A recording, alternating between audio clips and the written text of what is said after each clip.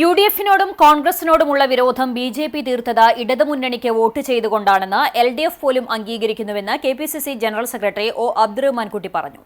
യുഡിഎഫിന്റെ പുതുയുഗ യാത്രയ്ക്ക് സ്വീകരണം നൽകുന്നതിനായുള്ള സ്വാഗത സംഘ രൂപീകരണ യോഗവും കുന്നംകുളം നിയോജക മണ്ഡലം കൺവെൻഷനും ഉദ്ഘാടനം ചെയ്ത് സംസാരിക്കുകയായിരുന്നു അദ്ദേഹം.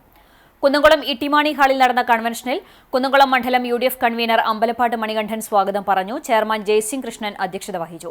KPCC member Joseph Chalissery, CMP assistant secretary PRN Nambeesan, Muslim League ജില്ലാ secretary Gafoor Kadangode, DCC general secretary advocate TS Ajith, block Congress പ്രസിഡന്റുമാരായ CB രാജീവ്, സുരേഷ് മമ്പറമ്പിൽ തുടങ്ങിയവർ പങ്കെടുത്തു.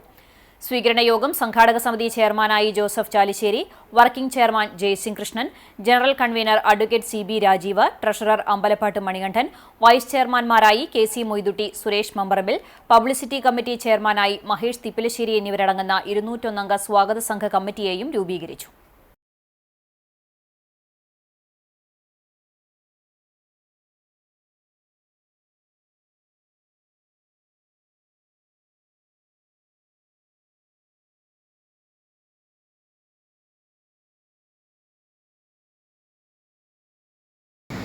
കാരണം രണ്ടാം പ്രാവശ്യം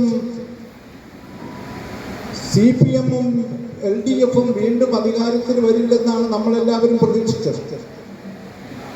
CPM-നും ആ പ്രതീക്ഷ ഉണ്ടായിരുന്നില്ല. അവർ അധികാരത്തിൽ വന്നത് അവർ തന്നെ പറയുന്നുണ്ട്, ഞങ്ങളോടുള്ള സ്നേഹം കൊണ്ടല്ല, കോൺഗ്രസിനോടും UDF-നോടുള്ള വിരോധം കൊണ്ട് BJP CPM-ന് വോട്ട് ചെയ്തതുകൊണ്ടാണ് അപ്രതീക്ഷിതമായി ഞങ്ങൾ രണ്ടാം പ്രാവശ്യം അധികാരത്തിൽ വന്നത് എന്ന് CPM തന്നെ പറയുന്നുണ്ട്. ഇപ്പൊ അവരെ സംബന്ധിച്ചിടത്തോളം 5 വർഷം മുമ്പ് നടന്ന ആ അന്തർധാര വീണ്ടും ഉണ്ടാകുമെന്നുള്ള പ്രതീക്ഷയാണ് അവർക്കുള്ളത്. ഇപ്പോൾ